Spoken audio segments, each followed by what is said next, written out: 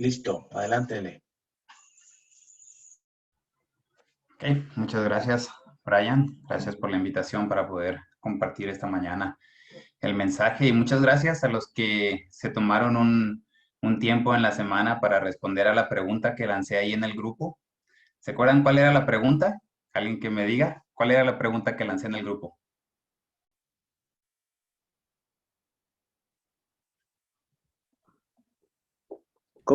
¿Cómo podemos agradar a Dios? Exactamente. La pregunta fue, ¿cómo podemos agradar a Dios? Y quiero dar algunas palabras, frases de algunas de sus respuestas. Por ejemplo, dijeron a través de la obediencia, haciendo su voluntad, teniendo una relación personal con Él, amando, sirviendo, llevando las disciplinas espirituales que conocemos, haciendo su voluntad. Esas son algunas de las cosas que estuvieron respondiendo ahí. Y me gustaría simplificar todo eso en dos palabras, que es hacer su voluntad y seguir su llamado. ¿Les parece que alcanza a englobar bien las cosas que estuvieron respondiendo? Hacer su voluntad y seguir su llamado. Pero no sé cuántos de ustedes en su vida se han preguntado cuál es el llamado de Dios o cuál es el propósito de Dios para sus vidas. ¿Se han hecho esa pregunta? Cuando yo tenía, bueno, yo me convertí desde los 15 años y todos los primeros años en cada campamento de jóvenes que estuve, muchas veces en las enseñanzas que tenía con el grupo de jóvenes, se hablaba mucho de esto, del llamado y el propósito de Dios para mi vida. Y esa fue una pregunta que por mucho tiempo tenía en mi mente y mi corazón y le seguía haciendo a Dios esta pregunta, ¿cuál es tu llamado para mi vida? ¿Cuál es tu llamado para mi vida? ¿Cuál es ese propósito para el cual me has creado? Y yo leía historias en la Biblia como las historias de Abraham, de Moisés, de Samuel, de Pablo, historias donde Dios hablaba a través de una zarza ardiente, historias como la de Pablo, que de repente había un rayo, una luz cegadora y Dios le hablaba. Abraham, Samuel, una voz audible les habló para darles el llamado de Dios. Y yo estaba esperando ese tipo de experiencia. Yo sé que yo hacía esa pregunta y todo el tiempo estaba con mi mente, ¿cuándo voy a tener esa visión en un éxtasis profético? ¿Cuándo voy a voltear al cielo y ver ahí las palabras escritas del llamado de Dios para mi vida? Esperaba ese tipo de experiencia, pero me imagino como es con la mayoría de ustedes, una experiencia así no les ha pasado. Bueno, a mí tampoco me vino esa experiencia y yo sentía que entonces Dios no me estaba hablando y no me estaba diciendo cuál era ese llamado para mi vida. Pero conforme fui creciendo en mi fe, conforme fui madurando y estudiando la palabra, me di cuenta que en realidad este tipo de experiencia no es el común denominador de todos los que siguen a Dios. En realidad, y ahora me consuelo con esto, parece que estas experiencias le eran dadas más bien a los más testarudos, a los más tercos, como Moisés, que cuando Dios le hablaba, le está hablando en una zarza ardiente, le está diciendo lo que tiene que hacer, y Moisés solamente daba excusa tras excusa de por qué no era la persona adecuada para ese llamado. Entonces ahora me consuelo con que ese tipo de experiencias era para los más testarudos. Pero lo que sí encuentro en la Biblia es que muchas veces el llamado de Dios es mucho más sencillo, aunque profundo. Por ejemplo, veo el llamado de Jesús a sus discípulos. En Marcos 3, veo que dice que Jesús estaba en una montaña después de haber pasado una noche en oración y dice que llamó a 12 personas, a los que llamó sus discípulos, y dice, les llamó para que estuvieran con él y para mandarlos a predicar y sanar personas. ¿Se dan cuenta qué sencillo es este llamado? No vemos fuego, no vemos relámpagos, no vemos voz desde el cielo, no vemos nada de eso. Lo que vemos es a la persona de Jesús llamando a otras 12 personas y diciéndoles, mi llamado para su vida es a que estén conmigo, a que tengan una relación personal e íntima conmigo, que caminen conmigo y me conozcan. Ese es el llamado número uno. El llamado número dos que le da es que vayan y sirvan y amen a las personas, como predicándoles y sanando sus enfermedades. Y esto es lo que veo como más bien el común denominador en el llamado de Dios a las personas y cómo ha sido el llamado de Dios en mi propia vida. Ha sido un llamado a conocerle, amarle y a servir a los demás. Y me encanta porque este es el mismo llamado que yo veo que Pablo les está recordando a los de Tesalonicenses en este capítulo. Si recordamos un poco de la iglesia de Tesalonicenses, era una iglesia bastante joven. Creo que, si no me equivoco, no tendría más de 2 años de haber sido fundada por Pablo. Y en este momento Pablo les está escribiendo desde otra ciudad porque había enviado a Timoteo para ver cómo estaban. Y las noticias que recibió Pablo es que era una iglesia que se había mantenido en la fe a pesar de la persecución, una iglesia que seguía creciendo. Y Pablo lo que hace es que escribe esta carta de Primera de Tesalonicenses y en los primeros 3 capítulos es como una alabanza a la fidelidad. Pero también me imagino en esas noticias que recibió de Timoteo, se dio cuenta que había ciertas cosas en las que todavía necesitaba darles enseñanza y es a lo que va con esta carta y en estos capítulos 4 y 5. Parecía que dentro de esta iglesia había un grupo que estaba teniendo luchas, por así decirlo, todavía con salir o dejar algunas cosas de la cultura de la que había salido. Parecía que había un grupo que, guiado por enseñanzas falsas, estaba convirtiéndose en fanáticos religiosos que estaban dañando el testimonio de la comunidad. Y es por eso que Pablo les escribe en esta parte y lo que les escribe, según lo que yo veo, son 2 características de una vida que agrada a Dios. Y quiero empezar leyendo el capítulo 4 del 1 al 8. Dice así: Por lo demás, hermanos, les pedimos encarecidamente en el nombre del Señor Jesús que sigan progresando en el modo de vivir que agrada a Dios, tal como lo aprendieron de nosotros.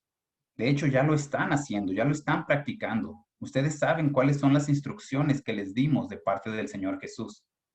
La voluntad de Dios es que sean santificados, que se aparten de la inmoralidad sexual, que cada uno aprenda a controlar su propio cuerpo de una manera santa y honrosa, sin dejarse llevar por los malos deseos como hacen los paganos que no conocen a Dios, y que nadie perjudique a su hermano ni se aproveche de él en este asunto. El Señor castiga todo esto, como ya les hemos dicho y advertido. Dios no nos llamó a la impureza, sino a la santidad. Por tanto, el que rechaza estas instrucciones no rechaza a un hombre, sino rechaza a Dios, quien les ha dado a ustedes su Espíritu Santo. Entonces, si se dan cuenta aquí, ¿cuál es la primera característica que vemos de una vida que agrada a Dios? Bueno, es caminar creciendo en santidad. Eso es lo que dice, la voluntad de Dios es que sean santificados. El llamado de Dios es que vivan en pureza. Y lo que veo aquí es un llamado a una pureza contracultural. ¿Por qué? La iglesia de Tesalónica estaba formada mayormente por judíos que se habían convertido y por griegos también que se habían convertido que vivían bajo el imperio romano. Entonces, ¿qué sabemos de la cultura romana y de la cultura griega? ¿Quién ha visto series o películas sobre el imperio romano? Saben que era un pueblo que vivía con una sexualidad completamente corrompida. Y por eso es que Pablo les está hablando de este punto de santidad específicamente en el área de la pureza sexual. ¿Por qué? Porque el pueblo o la cultura griega era una cultura que idolatrizaba, esta es la palabra correcta, idolatrizaba el cuerpo, el físico y por tanto la sexualidad. El imperio romano era un imperio que para ellos la familia, el matrimonio y la sexualidad, el matrimonio era simplemente para tener hijos legales, digamos así. Ellos vivían la sexualidad como ellos mejor lo entendieran. De hecho, había un filósofo en ese tiempo que se llamaba Demóstenes, que él decía, a las prostitutas las tenemos para nuestro placer del día a día, a las concubinas las tenemos para atender nuestros cuidados y a nuestras esposas las tenemos para que nos den hijos legítimos. Esa era la filosofía de ese tiempo. Y es por eso que Pablo les está recordando a esta iglesia joven que se acababa de convertir, con muchos que acababan de salir de ese tipo de cultura, les estaba llamando a una pureza contracultural, a ir en contra de la corriente de esa cultura sobresexualizada. Y mientras leía esto, mientras estudiaba todo esto de la cultura de ese tiempo, me preguntaba, ¿qué tan diferente es hoy en día eso? ¿Qué tan diferente estamos a la cultura griega y a la cultura romana? Vivimos en una época, en una sociedad con el eslogan de el sexo vende, ¿no es cierto? Es por eso que no podemos ver la tele sin que haya anuncios, que son anuncios de chicle, de pasta dental, de cualquier cosa que no tiene nada que ver con eso, pero están utilizando la sexualidad para vender, ¿no es cierto? Es por eso que no podemos ver casi series o películas sin que venga una escena gráfica de sexualidad y de desnudos. De hecho, yo porque soy alguien que le encanta las series, estuve estudiando un poco de eso y me di cuenta que muchas veces los productores de series, aun si tienen una serie que es muy buena, que la historia es muy buena, que no necesitan meter nada de eso, en su mente lo que hacen o cómo lo planean es que, por decir así, toda la primera temporada van a meter la mayor cantidad de escenas de sexualidad posibles y de desnudos. ¿Para qué creen? Para atraer la mayor cantidad de gente y de rating que pueda verla y que se enganche con la serie. Y ya después las siguientes temporadas a lo mejor van a ir bajando eso, pero es una estrategia de marketing para atraer eh, personas que puedan ver sus series. Es por eso que no podemos ir, bueno, ahorita no podemos ir por pandemia, pero en días normales no podemos ir al centro comercial sin ver esa idolatría hacia el cuerpo humano, como lo vemos en cada una de las tiendas que venden ropa, lo vemos aún, me acuerdo una vez que estaba caminando por una plaza en Paraguay con un señor con el que trabajaba y estaba viendo los maniquís y me dice, es tan impresionante cómo están utilizando la sexualidad para vender que a los maniquís de mujeres les ponen pezones. ¿Para qué? Para que atraiga la vista de las personas. Es así de fuerte la sobresexualidad que hay en nuestra cultura hoy en día. Y es por eso que el mensaje de Pablo a los tesalonicenses es tan vigente para nosotros como lo fue para ellos. Y es por eso que empieza diciéndoles, apártense de la inmoralidad sexual. Y esta inmoralidad sexual, esas dos palabras que usa aquí en el griego es una sola palabra. Y es una palabra que es porneia. Es la misma palabra de la que viene nuestra palabra pornografía. Y cuando Pablo está diciendo apártense de la inmoralidad sexual, está diciendo apártense de cada cosa que pueda llevarles a la tentación o al pecado sexual. Está diciendo apártense de eso, vayan en contra de esta cultura sobresexualizada. ¿Y cómo pueden ir en contra de esto? Bueno, presentando una visión correcta de lo que es la sexualidad bíblica, presentando una visión correcta de por qué Dios creó la sexualidad. ¿Cuál fue su idea, su corazón al crear la sexualidad? Cuando Shaila y yo estábamos por casarnos, decidimos tomar con unos pastores unas charlas prematrimoniales. Y estos pastores nos hicieron leer varios libros sobre sexualidad. Y recuerdo que en uno de esos libros que leímos había algo que me llamó muchísimo la atención. En este libro decía que como iglesia en estos tiempos hemos fallado en presentar una visión correcta sobre sexualidad, porque decía, como iglesia nos enfocamos tanto en mostrar la parte negativa, en decirle a nuestros jóvenes que el sexo es malo, que es pecado, que es sucio, que es impureza, y dice, nos enfocamos tanto en dar esa visión. Dice que cuando, decía así el libro, cuando nuestros jóvenes se casan, llegan completamente confundidos, porque por años se les dijo que era pecado, que era malo, que era sucio. Dice, pero cuando se casan, de repente les dice, ahora sí, ya, ahora sí es bueno, ahora sí es lindo, ahora sí vívanlo en el matrimonio. Y me recuerdo que eso me llamó mucho la atención porque pensé, es cierto, muy pocas veces en la iglesia se da el mensaje de cómo es el corazón de Dios para la sexualidad, por qué Dios lo creó, que lo creó para ser la máxima expresión de intimidad entre dos personas que han hecho un pacto de amor. Y en ese sentido es algo hermoso. Recuerdo cómo esto era un choque para mi mente cuando yo leía en ese libro que antes de tener relaciones uno podía orar e invitar a Dios a ser parte de ese proceso. Eso me daba un cortocircuito mental a mí. ¿Por qué? Porque, bueno, como les he platicado en otras ocasiones, por tener un pasado de haber luchado con pornografía, en mi mente era todo ese remolino y de repente me dice este libro que podría invitar a Dios a ser parte de eso. Me daba un cortocircuito mental, no lo entendía por nada. Pero es por eso, porque muchas veces fallamos en dar esa visión correcta de la sexualidad, en decir, oye, ¿qué crees? Es que esto no es pecado así nomás. Es pecado cuando está fuera del contexto en el que Dios lo creó, pero es algo hermoso que Dios creó. Y ese es el tipo de mensaje que nosotros debemos de dar. El mensaje de poner en alto cómo Dios creó esto, de poner en alto la familia, el matrimonio, de presentar esa visión de lo hermoso que es la creación de Dios como Él la pensó. Si vemos Génesis, dice, y creó Dios al hombre y la mujer. Y poquito más adelante dice, y dejará el hombre a su padre y a su madre. Se unirá a su mujer y serán un solo ser.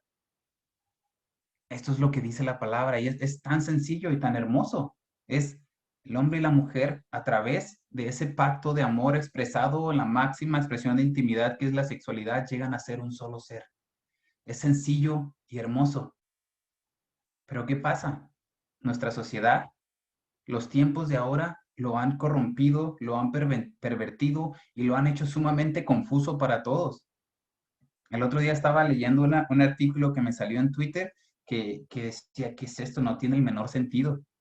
En este artículo, a ver si puedo expresarlo bien. En este artículo, una mujer lesbiana, transexual, creo que era, o transgender, no sé cuál es la diferencia, estaba criticando algo que había dicho Miley Cyrus, la artista, la cantante.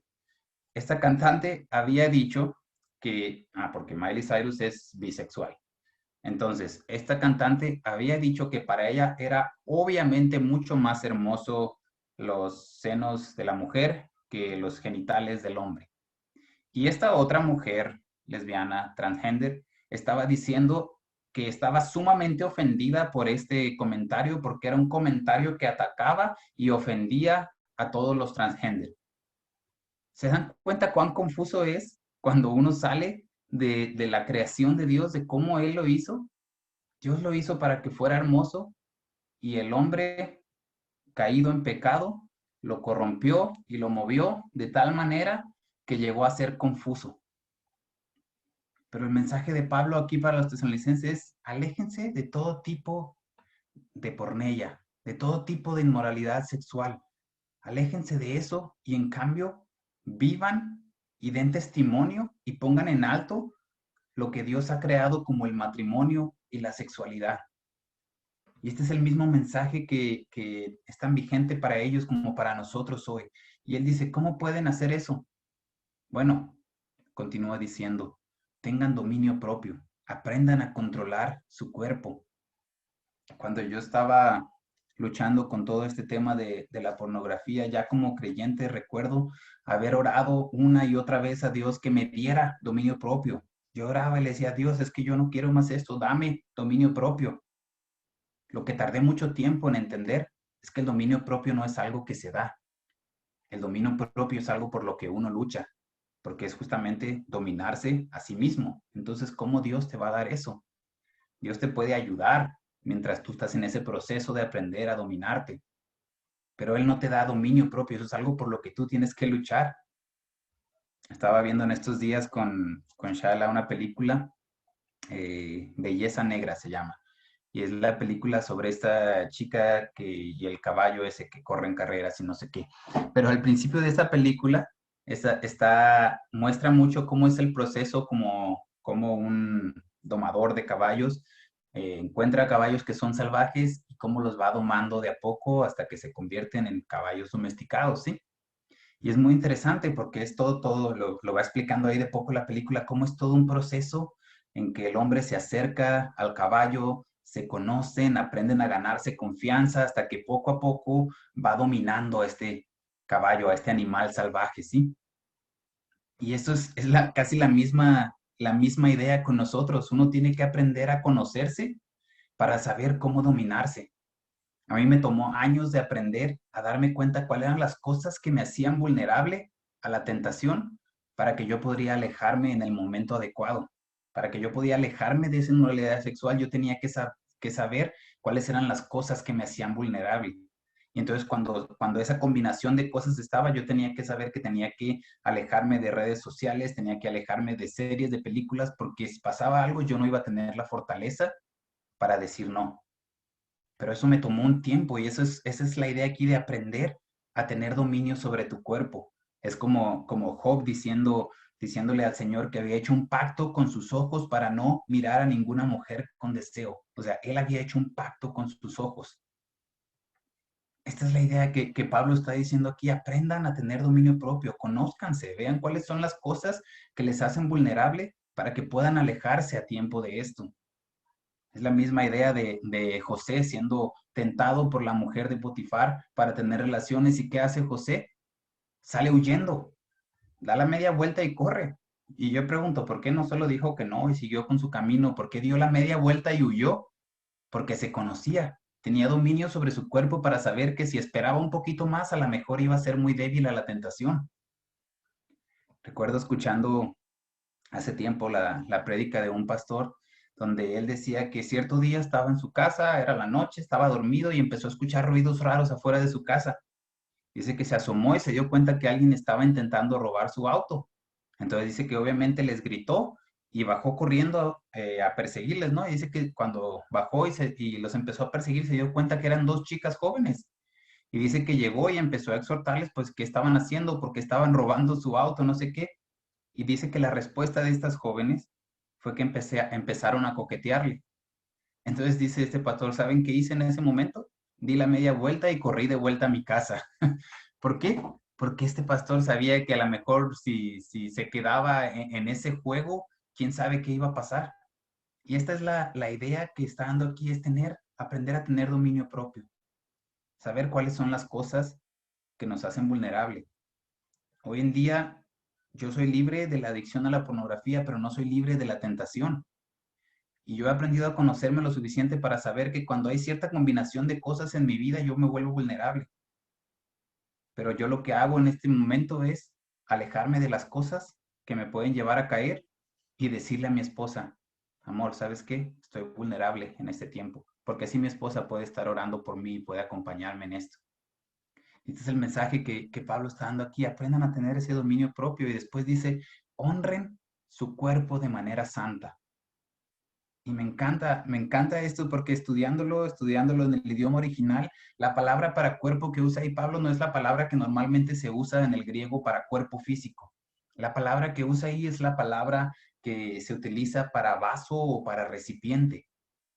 Entonces es muy interesante que Pablo está diciendo, aprendan a honrar este recipiente. Y si pienso recipiente de qué, pues más adelante podemos ver que él dice que Dios nos ha dado su Espíritu Santo. Y eso me llevó a pensar en Primera de Corintios 6 y lo que dice ahí, que es básicamente la misma idea. Primera de Corintios 6 dice, huyan de la inmoralidad sexual. Todos los demás pecados que una persona comete quedan fuera de su cuerpo, pero el que comete inmoralidades sexuales peca contra su propio cuerpo. ¿Acaso no saben que su cuerpo es el templo del Espíritu Santo, quien está en ustedes y al que han recibido de parte de Dios? Ustedes no son sus propios dueños, fueron comprados por un precio. Por tanto, honren con su cuerpo a Dios. Es la misma idea. Y ahí me hace mucho más sentido que Pablo utilice la palabra que es para recipiente. ¿Por qué? Porque nuestro cuerpo, desde el momento en que aceptamos a Jesús como nuestro Señor y aceptamos su sacrificio y entendimos, como dice aquí, que no somos nuestros propios dueños porque fuimos comprados por un precio, entonces podamos darnos cuenta que a partir de ese momento nuestro cuerpo es recipiente, es templo del Espíritu Santo. Y es por eso que debemos honrar con nuestro cuerpo a Dios, por ese regalo que ya nos ha dado, porque ha puesto su Espíritu Santo en nosotros que nos da esa fortaleza para poder tener ese dominio propio que nos ayuda a decir no a la inmoralidad sexual. Y por si esto no fuera poco, Pablo sigue dando su mensaje y dice, no debemos o no se dejen llevar por sus pasiones, por sus deseos pecaminosos, como quien no conoce a Dios. Es más, ahí utiliza la frase, no sean como los paganos. Y esta era una frase que tenía mucho sentido para la iglesia de Tesalónica, porque les estaba diciendo, no sean como los griegos, no sean como los romanos. Ustedes ya salieron de ese mundo, de esa cultura, no vuelvan a ser como ellos. Porque si viven de esa manera, y lo pone aquí, es como que no conocen a Dios. Es como si estuviera viviendo como lo describe Efesios 2, 1 y 3, que dice, en otro tiempo ustedes estaban muertos en sus transgresiones y pecados, en los cuales andaban conforme a los poderes de este mundo. Se conducían según el que gobierna las tinieblas, según el espíritu que ahora ejerce su poder en los que viven en la desobediencia. En ese tiempo, todos nosotros vivíamos como ellos, impulsados por nuestros propios deseos pecaminosos, siguiendo nuestra propia voluntad y nuestros propósitos. Lo que está diciendo Pablo ahí es, quien vive de esa manera, vive como si no conociera a Dios.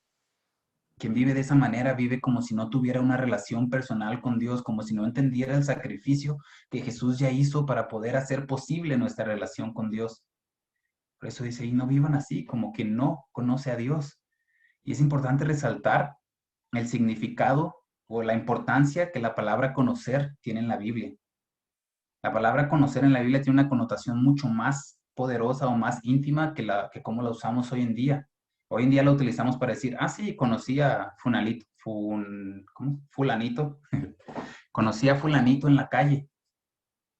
Pero para la Biblia eso no tendría sentido, porque para la Biblia conocer implica una relación de intimidad.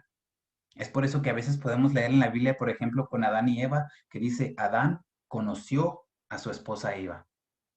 Eso no significa que justo ese día Adán llegó con Eva y le dijo mucho gusto, yo soy Adán, y Eva le dijo mucho gusto, yo soy Eva, y se conocieron. No, la idea que está dando aquí la Biblia, lo que está diciendo es que en ese momento Adán y Eva tuvieron relaciones sexuales. Esa es la connotación tan íntima que tiene la palabra conocer en la Biblia. Habla de una intimidad profunda.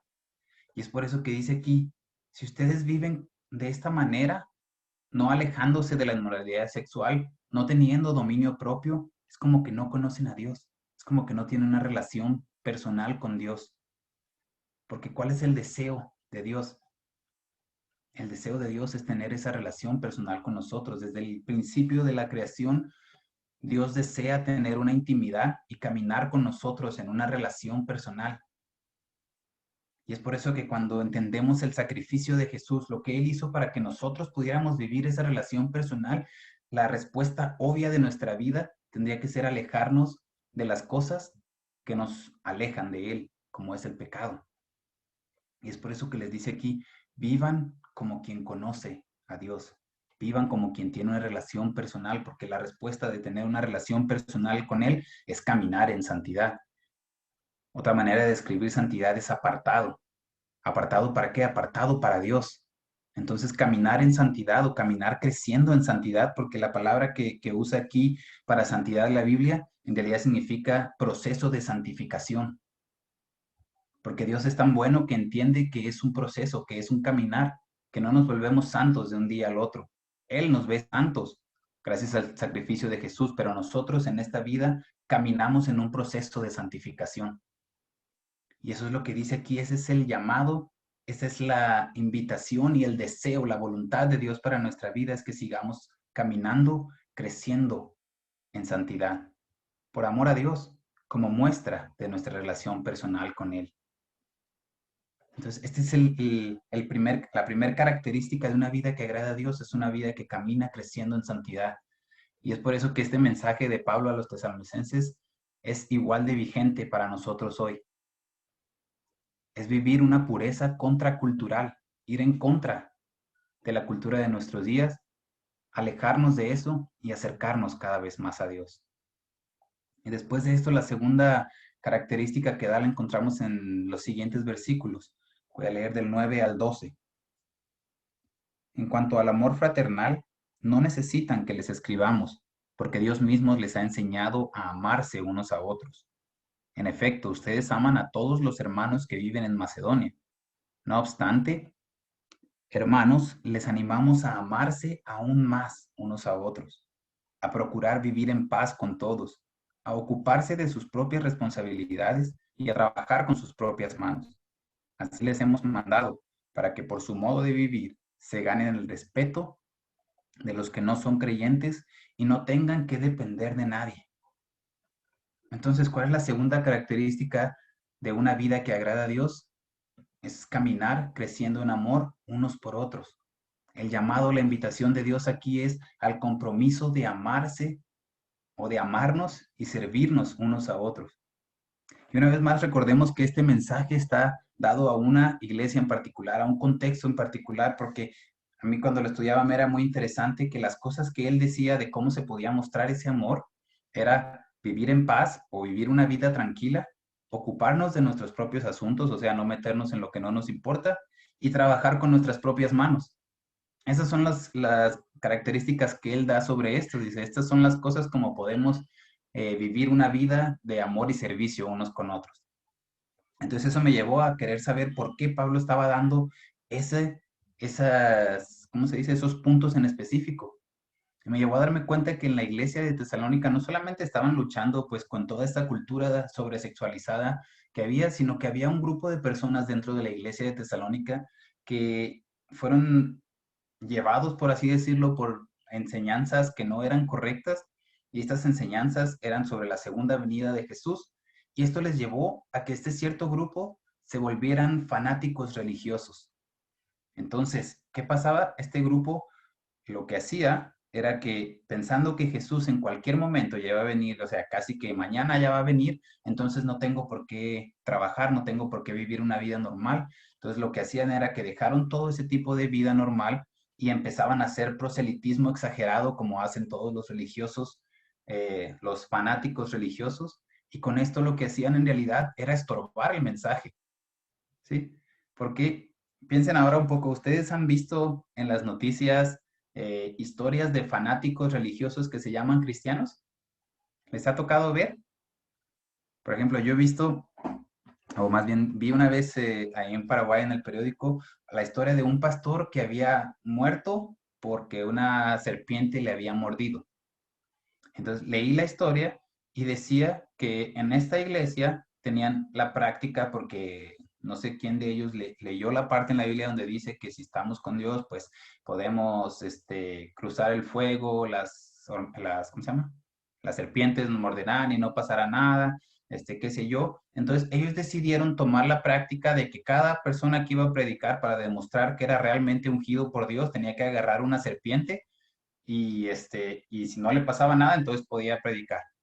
Entonces parece que este pastor justamente agarró una serpiente que no estaba de buen humor y le mordió en el cuello y se murió.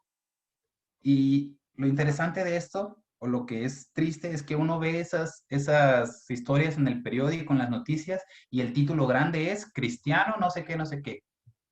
Entonces con esto lo que hace es realmente estorbar el mensaje porque está manchando el nombre de Cristo, porque al poner cristiano se está diciendo seguidor de Cristo. Recuerdo en Paraguay también una vez fui a una campaña que se hubo ahí de sanidad y milagros, y yo creo en los milagros, yo creo en la sanidad que Dios puede realizar de manera milagrosa y espectacular, pero esto lastimosamente muchas veces se ha utilizado muy mal.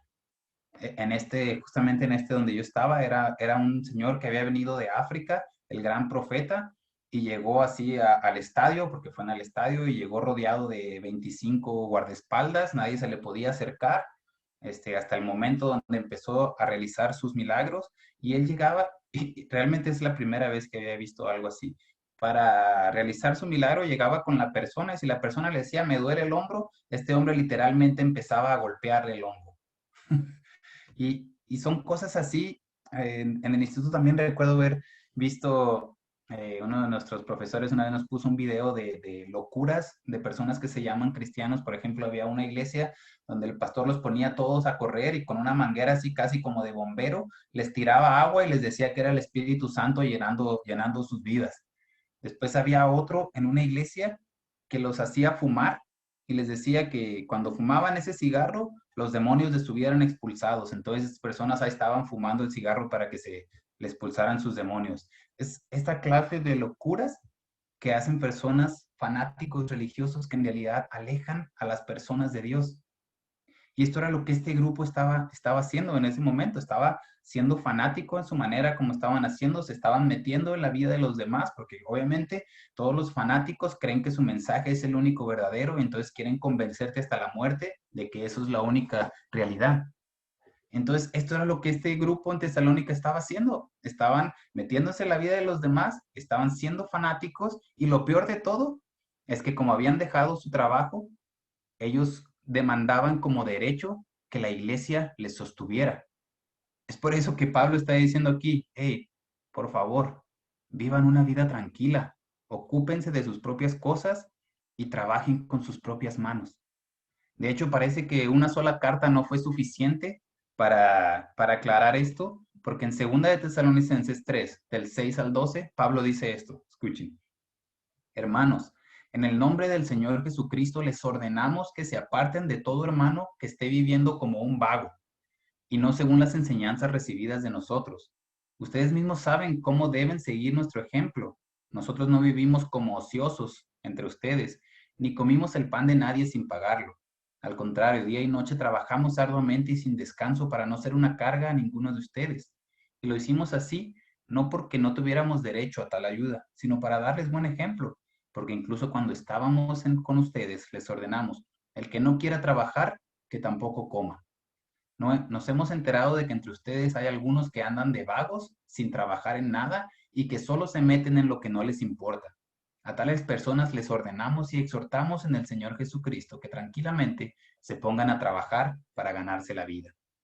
Entonces, como pueden ver, había un grupo aquí. Pablo en esta primera carta todavía era amable, pero aquí ya les dice a estas personas que ni trabajan, que solamente están como vagos y metiéndose en lo que no les importa. Dice, les ordenamos que vivan una vida de acuerdo al Evangelio.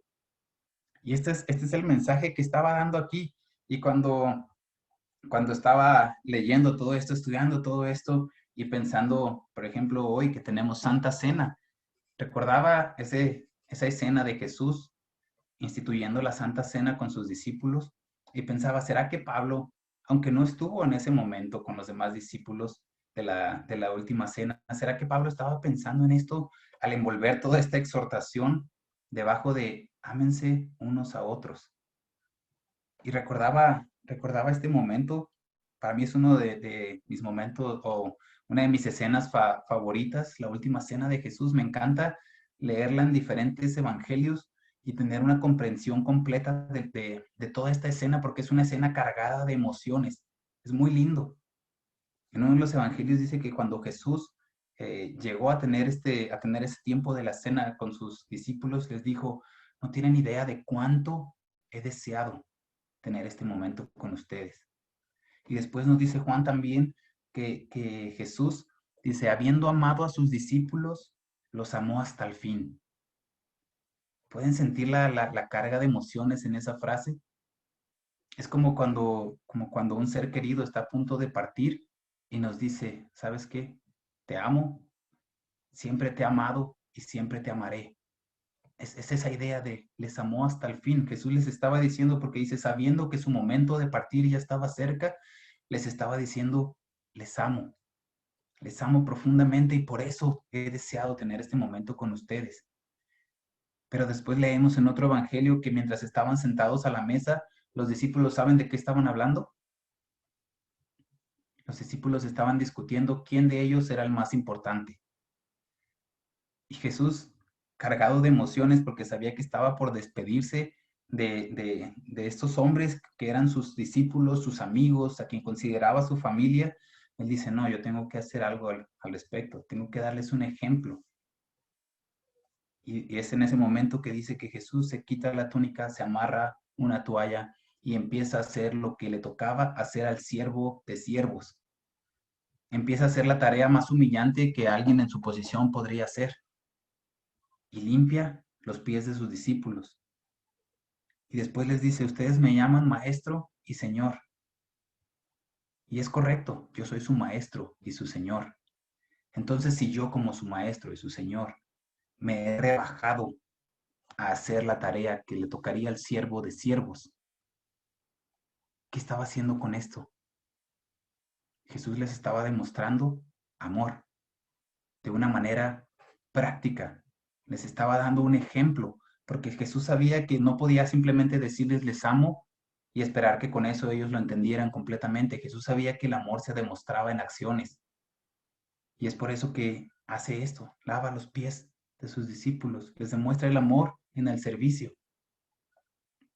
Hoy en día muchas veces realizamos esta práctica de una manera simbólica, pero Jesús les dijo, yo les he dado ejemplo para que así lo sigan haciendo ustedes. ¿Qué podemos hacer hoy en día para demostrar amor en el servicio de una manera práctica? Porque para ellos lavarse los pies era algo que en su contexto tenía mucho sentido.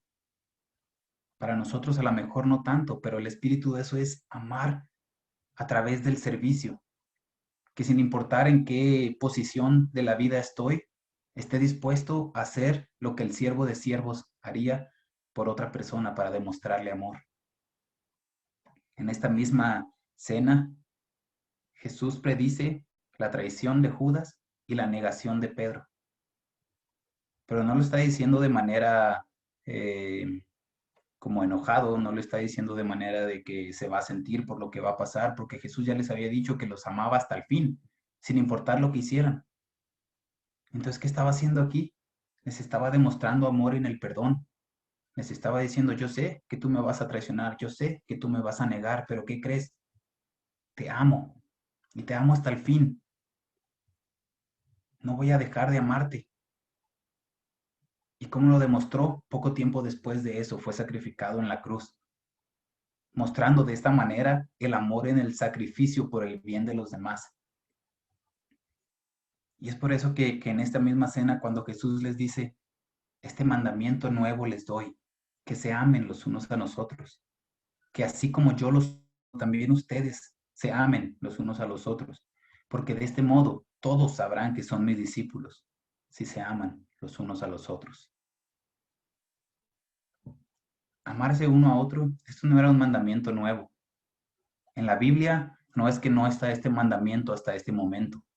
Lo que lo hace nuevo es que Jesús les dice, ámense como yo les he amado. O sea, Jesús les está diciendo, ya les he dado un ejemplo de cómo deben amarse. Ámense de tal manera. Y me pregunto si Pablo no estaba de repente pensando en esto cuando les dijo a los de Tesalonicenses, ámense los unos a los otros. Aquí no se trata de quién es el que tiene la razón, de quién es el más grande que uno que el otro. No, aquí se trata de amarse en el servicio, de amarse en el perdón, de amarse de manera sacrificial. Y este es el mismo mensaje que Jesús y que Pablo a través de este carta a los tesalonicenses nos da a nosotros. Y es, ámense los unos a los otros. Y saben, no siempre es fácil. Mary la otra vez enviaba en un grupo que teníamos justamente, era parte de su devocional y decía, pero esto me cuesta. ¿Y qué creen? A todos nos cuesta. ¿Por qué? Porque no siempre va a ser fácil amar a alguien. No siempre este amor va a ser recíproco. Es más, muchas veces puede ser que se aprovechen de nuestro amor. Pero Jesús no nos da otra opción. Él dice, de este modo sabrán que son mis discípulos. Entonces está diciendo, la marca de un discípulo es el amor. Yo sé en mi propia vida cuánto me cuesta amar a quienes me caen mal, cuánto me cuesta amar a quienes me han fallado, a quienes han traicionado mi confianza. Pero el llamado aquí es este, amar sin importar, seguir amando, porque esa es la marca de un discípulo de Jesús, el amor. Me parece un mensaje tan apropiado para este mes. Estamos en febrero, el mes del amor y la amistad. Les pregunto, ¿qué podemos hacer este mes para demostrar ese amor a otra persona? Muchas veces no se requiere mucho. Es un mensajito, una llamada, un hey, estoy pensando en ti, estoy orando por ti. Esta semana me pasó algo muy lindo. Dios puso en mi corazón dar unas palabras de ánimo a una persona. Y creo que fue lindo porque creo que fue de bendición para su vida. Pero lo más lindo de todo eso es ver cómo es Dios en esto. Porque el mismo día que yo envié esas palabras de ánimo, yo recibí unas palabras de ánimo desde África, de nuestro hermano Sairose.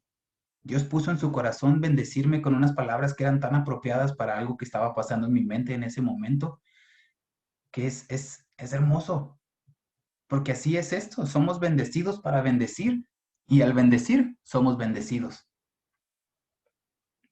Y este es el llamado que está dando Pablo aquí. Porque saben, y con esto concluyo, no hay nada que lastime más el testimonio de la iglesia y el mensaje del evangelio que estas dos cosas que Pablo está hablando aquí. Cuando el mundo, aquellos que no son creyentes, ven a cristianos que caen en inmoralidad sexual, ven a creyentes que no están viviendo una vida de pureza contracultural, entonces en su mente piensan, pues, ¿por qué voy a seguir a Cristo? Entonces, si no hay diferencia, si ven las estadísticas, si ven que hay tantos divorcios dentro de la iglesia como fuera de la iglesia, entonces dicen, ¿cuál es la diferencia? Si ven a iglesias o creyentes que están peleando, que hay divisiones, que hay envidia, que hay celos, que hay competencia, si no ven una comunidad de amor, de paz, de reconciliación, entonces piensan, ¿para qué debo seguir a Cristo? Es lo mismo que veo cada día en mi familia, en mi trabajo, en la calle, porque cada vez que fallamos en seguir creciendo en estas dos áreas, somos una iglesia que no está haciendo luz y sal. Somos como esa luz o esa lámpara que es puesta debajo de un cajón, o como esa sal que ha perdido su sabor. Y el llamado, la invitación de Dios para nuestras vidas es a vivir una vida que le agrada, creciendo en santidad y amor como respuesta a nuestra relación íntima con Él. Porque haciendo esto, somos luz y sal. Somos una lumbrera que atrae a aquellos que están viviendo en oscuridad. Entonces, ¿por qué no hacemos un compromiso de seguir creciendo en esto? Lo lindo de todo esto es que hay gracia, porque es un proceso y cada uno está en diferentes partes de este proceso. Pero lo que Pablo dice es, sigan creciendo, no se detengan donde están, no vayan, no vuelvan atrás, sigan creciendo, abunden más en santidad y amor. Entonces, Iglesia Campo Real, ¿queremos seguir creciendo en santidad y amor? En este mes del amor y la amistad, decidamos, no en este mes, en esta semana, decidamos que vamos a dar una muestra de ese amor, que vamos a mandar un mensaje a alguien, que vamos a llamar a alguien en este tiempo de cuarentena donde no podemos ir y abrazar a las personas como quisiéramos. Recordémosles que seguimos pensando en ellos, especialmente aquí, en nuestra comunidad de Campo Real. Recordémonos unos a otros que seguimos orando unos por otros, que seguimos pensando unos en otros. Y seremos bendecidos al bendecir a otros. Amén. Quiero terminar orando. Padre, gracias por tu palabra que es tan viva, tan poderosa, tan relevante hoy para nosotros, sin importar hace cuánto tiempo fue escrita. Gracias por tu mensaje, tu invitación, tu llamado y tu voluntad para nuestra vida. Pedimos, porque ya nos has regalado tu Espíritu Santo, que tu Espíritu Santo pueda estarnos dando la fortaleza para seguir caminando en esto, para alejarnos de todo tipo de impurezas, para mostrar este amor con otros que tú nos has dado. Padre, de antemano te agradecemos por tu presencia en nuestra vida que lo hace posible, porque queremos caminar como quien te conoce, como quien tiene una relación personal y viva contigo. Amén. Gracias, Iglesia. Gracias, Ele, por el mensaje. Estuvo muy, muy bonito. Gracias porque nos recuerdas que en ese aposento alto el mensaje era de amarnos unos a otros. Y hoy es un buen día para que podamos recordar justamente ese amor de unos por otros con nuestra Santa Cena. El día de hoy, no sé si ya tienen preparado su vino y su pan.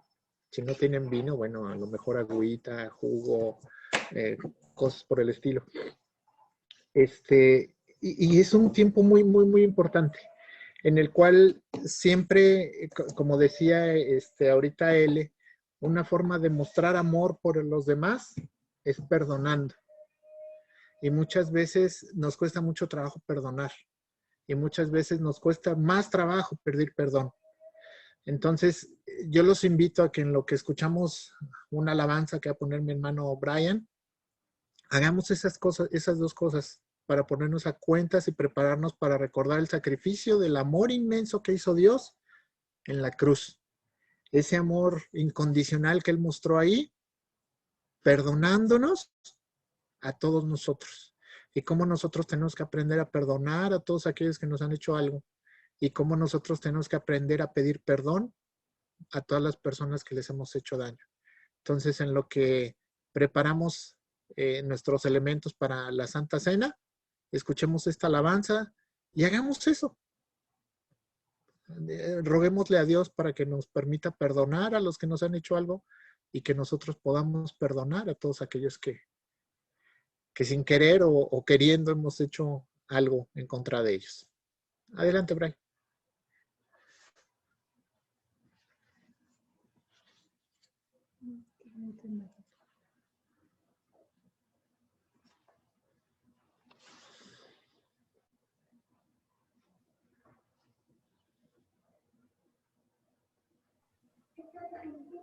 No Ya no escucho. quieres hacer.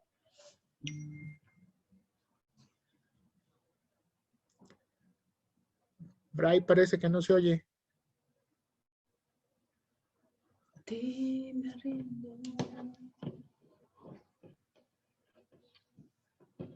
Te quiero conocer.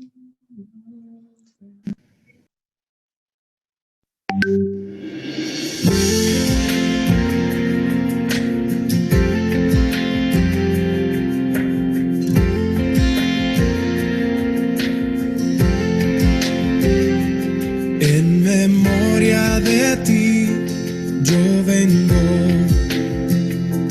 de tu pan quiero comer y a tu mesa me acerco, tu copa quiero beber. Cristo, he venido a adorarte hoy y tu calvario a recordar, tu amor en la cruz y el misterio de tu muerte en mi lugar. Hoy recordamos tu sacrificio, Señor, al celebrar tu santa comunión. Recordamos tu incomparable amor que nos ha dado tu perdón. Recordamos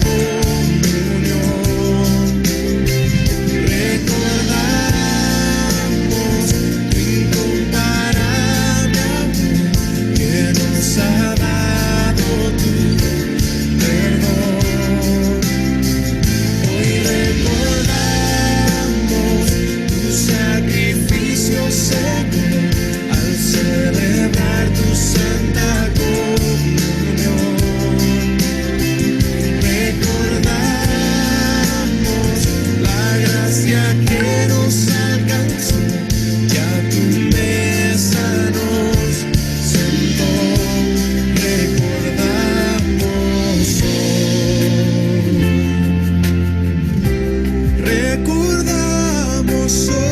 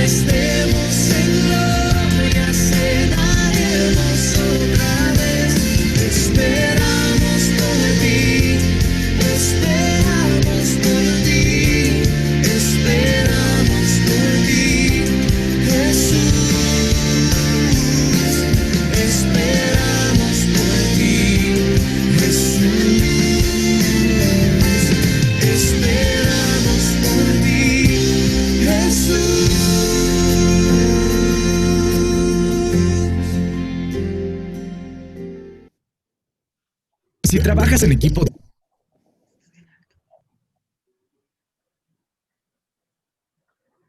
Gracias.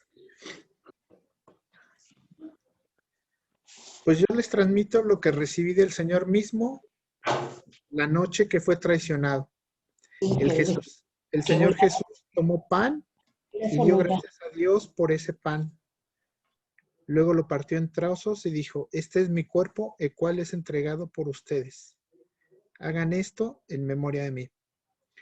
Señor, te damos gracias por el sacrificio que hiciste tú en la cruz, Señor. Gracias por entregar tu cuerpo, Señor, para que cada uno de nosotros podamos tener vida eterna, Señor, y vida en abundancia. Tomamos este pan en tu recuerdo. Amén. ¿Pueden disponer del pan?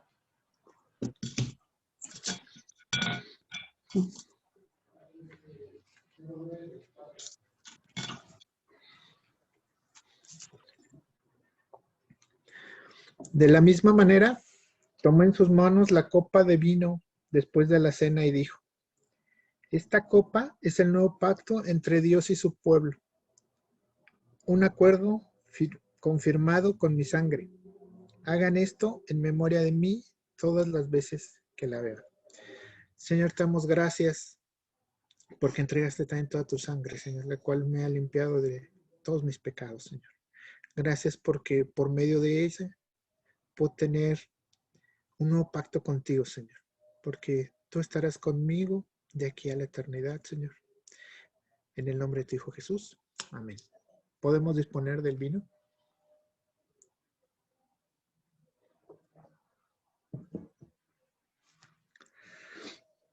Pues cada vez que coman este vino y beban de esta copa, anuncian la muerte del Señor hasta que Él vuelva. Amén. Gracias, Iglesia. Vamos con unos anuncios que tiene por ahí Brian para nosotros.